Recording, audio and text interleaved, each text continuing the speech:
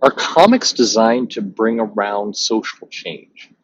Um, it's interesting because a lot of writers of comics, a lot of creatives believe so. They believe they are actually, in addition to just making a comic book, making something for entertainment, they're also doing something which perhaps can spark, what's the exact words, a bigger conversation about a topic. Well, are comics the best place to do that, and does it work?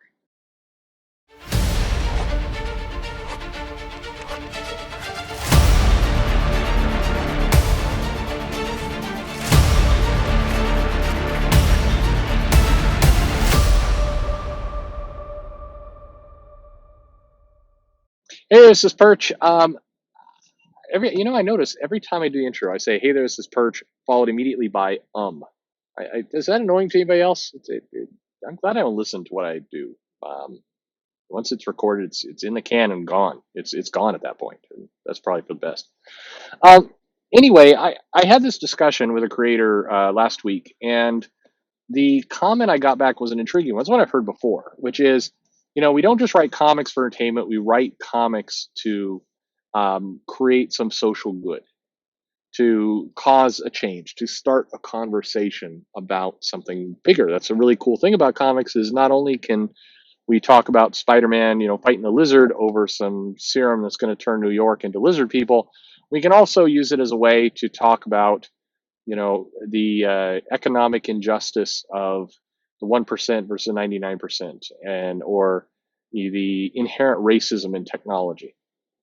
And like in all these conversations, it's not my business to sit there and argue with people. So I'm not going to sit there and go, I think that's stupid. I think that'd be very disrespectful. Person's giving me their time for an interview, and I'm not going to sit there and want to debate out this point. That's not it's not kosher, as they say. But I got to thinking, does this make sense as a topic? And so the challenge I have is that I think if you really care about a topic, and I kind of referred to this in the video about climate change and why, as a comic book topic, it really doesn't make a whole lot of sense. But is comics the best place to send that message? Now, I have a personal belief, and I always have, that raising awareness is kind of a dopey concept in general because by the time most marches and causes are in the raising awareness stage, they've already raised awareness. It's an argument I have. If you've ever heard of something called critical mass, it's where people who are protesting the environment, cars and pollution and all that, they will get on bikes. It's a cyclist thing, and they'll bike basically onto the freeway during rush hour, clogging it up, and basically grinding all traffic to a halt. And it's kind of the bicyclers feel like they're doing something kind of subversive there, and they're making a statement about traffic and everything else. But I have this belief, this very, very, very strong belief, that the only awareness that they're raising is, the awareness that critical mass as an organization are a bunch of jerks.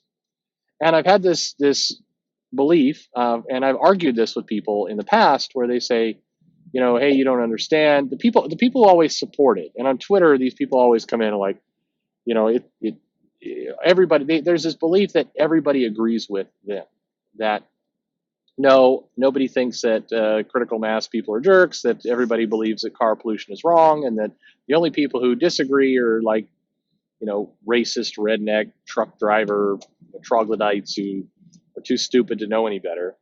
And I think that's a very misinformed, very poor viewpoint, because it's combining two things together that don't belong.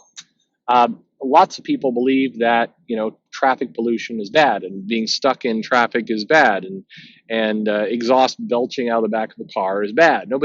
I've never met anybody who's like really behind those things.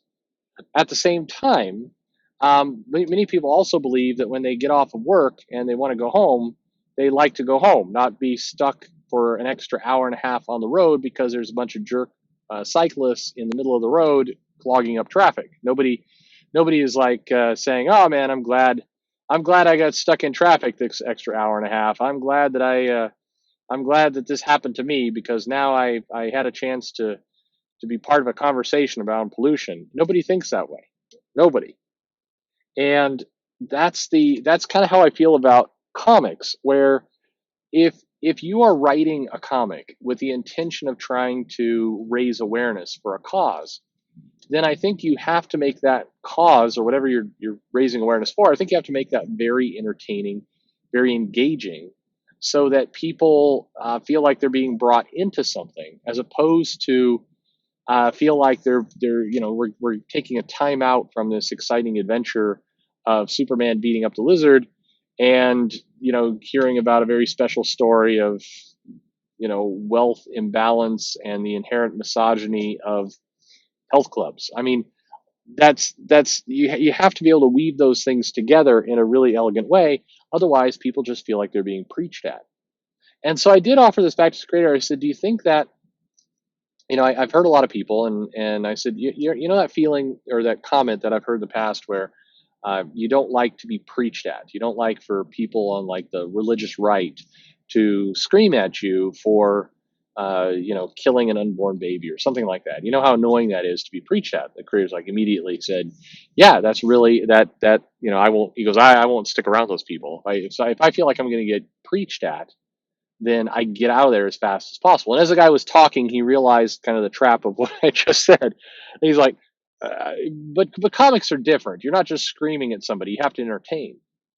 And I agree. You do have to entertain. Yes, that is the goal. And if you can bring entertainment and some higher good of a message through, awesome. I think with Spider-Man, you had the idea of an entertaining guy who's in a spider costume beating up criminals with spider powers, and you also had the higher good message of with great power comes great responsibility, and that basically, the message there of when you have abilities other people don't have, when you have the ability to make change for good, when you have the ability to do, yes, social good, then you have a responsibility to actually do things good for society. But doing things good for society is very difficult to pull off. And that's what Spider-Man's been about for many decades. That sometimes doing good for society is not simple. It's not always just saving a cat out of a tree or stopping a mugger who stole a lady's purse. There's big consequences to being a hero, to being a good guy. If you believe that somebody in the police department is racist and they're unfairly targeting and maybe even harming minorities, as a hero, do you go and you blow up the whole police station? Well, no, because then first of all, you punish 99 people for one, and maybe the 99 people knew that the one guy was racist and bad but didn't know how to stop him. Does that mean you want to end all police in the city? I mean, of course not. That would cause a ripple effect of another problem. And Spider-Man, again, and many comics, lots and lots of comics dealt with those kinds of problems and those kinds of complexity for decades. One of the complaints I have about current comics is that they almost treat the readers like they're dumb in some cases, where they're afraid of going to those complexities. X-Men Red was a classic example of raising some really tricky, difficult issues around certainly treatment of women in India and other countries, and how prejudice works. And I mean, those are big topics, and they're boiled down to kind of quippy one-liners from Jean Grey and just kind of waving a tank around and problem solved. And that's the folly of how a lot of comics handle social issues today. And so back to that original point, if you're going to try and do some kind of bigger message in your comic, you have to be able to handle it delicately. And just like Spider-Man learned in his comic, with great power comes great responsibility, just because you can throw out a message easily doesn't mean you should. Easy is rarely good. In fact, in most cases, easy is usually bad. If you if you do it, if you take the easiest possible route to get something done, you often do not have a very quality product at the end of the day. And so, I'm not saying, by the way, nobody should be listening to this and nobody should be hearing. I mean, because my fear is, and I see it in the comments from time to time, there will be somebody who will listen to this, not pay close attention, and then they'll write, "Well, I always laugh when people like you want to get rid of social issues. You're just a racist." There are these kinds of comments. No, I mean, again, if there's a way to write a comic that will help end racism or sexism, or cause people to treat each other with dignity and respect, if there's a comic that will do that, then man, God bless America. Let's have it. Bring it out. I think that would be great. But you have to. I mean, you need to do it well. I mean, or rather, not even well. You need to accomplish the mission. You need to actually put a comic out that is going to do those things. Just putting out a comic that says, racism is bad. Okay, it's not. It's not really adding anything to the conversation. You're not. You don't need to put it this way.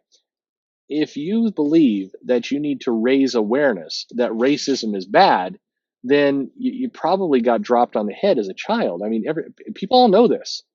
The people who are like who need to be convinced that racism is bad in this day and age, those people are never going to be convinced that racism is bad, and there's not many of those people. I know no, not whatever Trump made. What did Trump get? 47% of the vote? I don't remember. Not that much. I don't remember. Anyway, whatever percentage he got. No, those people are not all racist. You don't have to say almost half the country are hopeless causes. That's not the case at all. You have to just be able to land your message, whether it's just an entertaining message, whether it's for a higher purpose, for social good. And if you're in the business of wanting to tell this bigger message, my argument to you is comics is the wrong place to do it. You've gone to the wrong field, because you're going to make it harder on yourself to land that message successfully. You're going to reach a much smaller audience than should hear your message. Again, if you have the cure to racism, if you have the most powerful, convincing argument to get everyone mobilized to end, global nuclear proliferation and war, if you have that message in your heart and your mind, then I urge you to get to some medium where you are going to reach millions and millions of people. Comics is not it. You need to go bigger. Go take your message bigger. Take it up to the mountain, son. That's where you need to be. With comics, I'm not saying you avoid those topics. I'm not saying they're off limits. You can write whatever you want to write. Just make sure that in the process of throwing out your message, you also try and land your message well.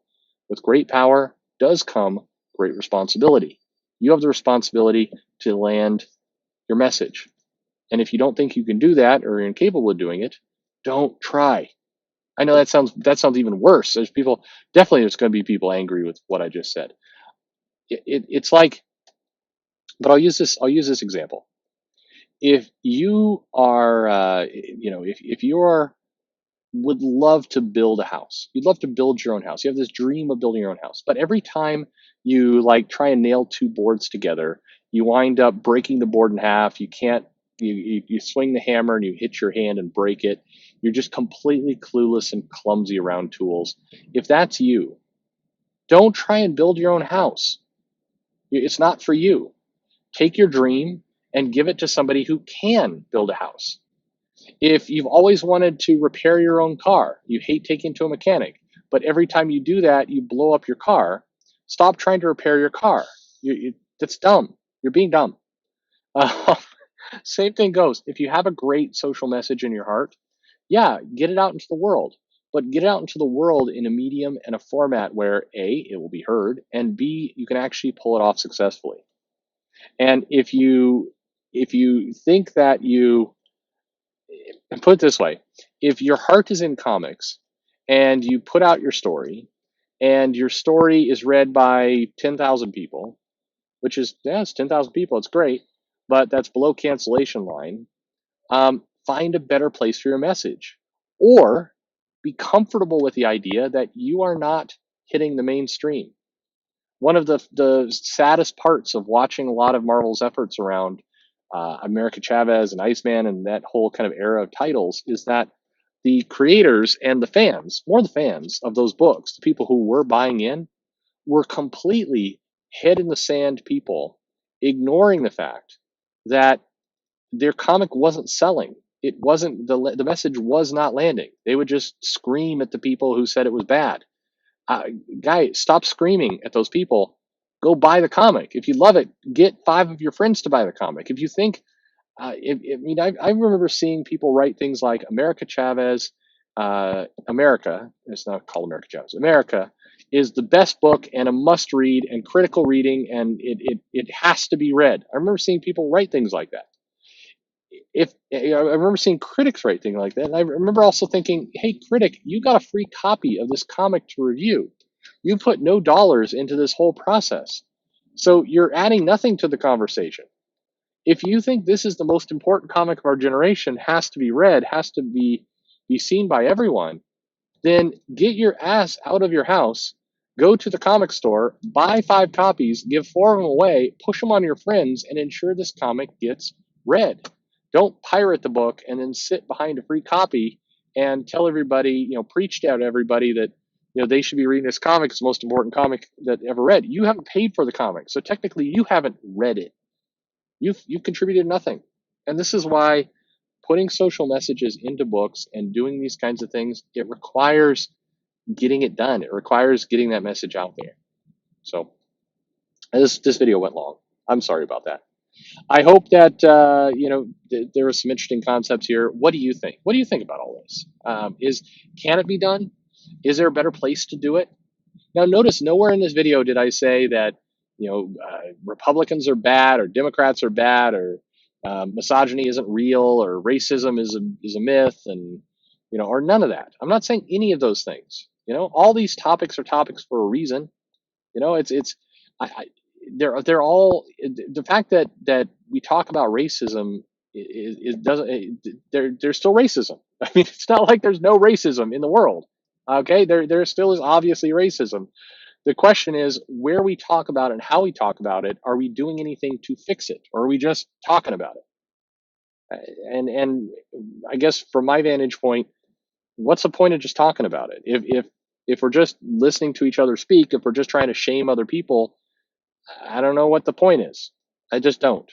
And so I think that we should do things with our lives that matter, that cause an impact, that bring things forward. And if we're not doing that, then I don't know what's the point. Well, that ended on a downer. Leave me a comment below, like, subscribe. Always curious what you think. Follow me on Twitter at Comic Perch. Thanks for listening.